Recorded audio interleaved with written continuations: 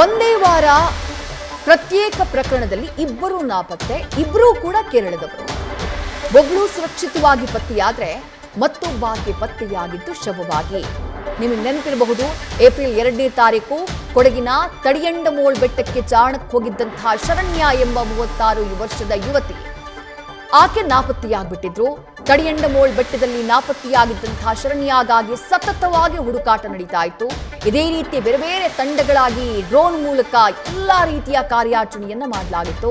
ಆಕೆ ನಾಪತ್ತೆಯಾದಂತಹ 4 ದಿನಗಳ ಬಳಿಕ ಅಂದ್ರೆ ಏಪ್ರಿಲ್ 5ನೇ ತಾರೀಕು ಆಕೆ ಸುರಕ್ಷಿತವಾಗಿ ಪತ್ತೆಯಾಗ್ತಾಳೆ. ಅಲ್ಲಿ ಹುಡುಕಾಟವನ್ನ ನಡೆಸ್ತಾ ಇದ್ದಂತಹ ಟೈಮ್ನಲ್ಲಿ ಒಂದು ಟೀಮ್ಗೆ ಆಕೆ ಕಾಣೋಕ್ ಸಿಗ್ತಾಳೆ. ಅದಾದ ಬಳಿಕ ಆಕೆಯನ್ನ ರಕ್ಷಣೆ ಮಾಡಿ ಕರ್ಕೊಂಡು ಬರಲಾಗುತ್ತೆ. ಆಕೆ ಪತ್ತೆಯಾದಂಥ 1 ದಿನ ಗ್ಯಾಪ್, 5ನೇ ತಾರೀಕು ಆಕೆ ಪತ್ತೆಯಾಗೋದು, 6ನೇ ತಾರೀಕು 1 ದಿನ ಗ್ಯಾಪ್, 7ನೇ ತಾರೀಕು ಸಂಜೆ ಮಂಗಳವಾರ ಶ್ರೀನಂದ ನಾಪತ್ತೆಯಾಗ್ಬಿಡ್ತಾಳೆ. ಆಕೆ ಕೂಡ ಕೇರಳದ ಯುವತಿ ಶರಣ್ಯ.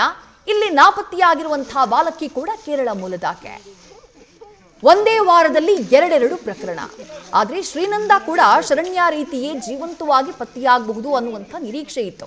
ಯಾಕಂದ್ರೆ ಆ ಬೆಟ್ಟ ಶ್ರೇಣಿಯಲ್ಲಿ ಎಲ್ಲೋ ದಾರಿ ತಪ್ಪಿರಬೇಕು, ಜೊತೆಯಾಗಿ ಬಂದಿರ್ತಾರೆ, ಎಲ್ಲೋ ಮಿಸ್ ಆಗಿ ಹೋಗಿರ್ಬೇಕು, ಸ್ವಲ್ಪ ದೂರ ಹೋಗಿದ್ದಾಳೆ, ಆ ಸಂದರ್ಭದಲ್ಲಿ ದಾರಿ ತಪ್ಪಿರಬಹುದು, ದಾರಿ ತಪ್ಪಿ ಅಲ್ಲೇ ಎಲ್ಲಾದ್ರೂ ಆಕೆ ಸಿಕ್ಕಾಕೊಂಡಿರಬಹುದು, ಶೋಧ ಕಾರ್ಯಾಚರಣೆ ಮಾಡ್ತಾ ಇರುವಂತಹ ತಂಡಕ್ಕೆ ಆಕೆ ಜೀವಂತವಾಗಿ ಸಿಗಬಹುದು, ಈ ರೀತಿಯಾದಂತಹ ನಿರೀಕ್ಷೆಗಳಿತ್ತು.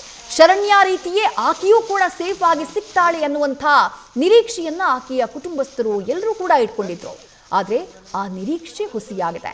ಶರಣ್ಯ ಅದೃಷ್ಟ ಚೆನ್ನಾಗಿತ್ತು. ಆ ಕಾಡಿನಲ್ಲಿ 2-3 ದಿನಗಳ ಕಾಲ ಸರ್ವೈವ್ ಆಗ್ಬಿಡ್ತಾರೆ ಆಕೆಗೆ ಮೊದಲೇ ಟ್ರೆಕ್ಕಿಂಗ್ ಮಾಡಿ ಅಭ್ಯಾಸ ಕೂಡ ಇತ್ತು.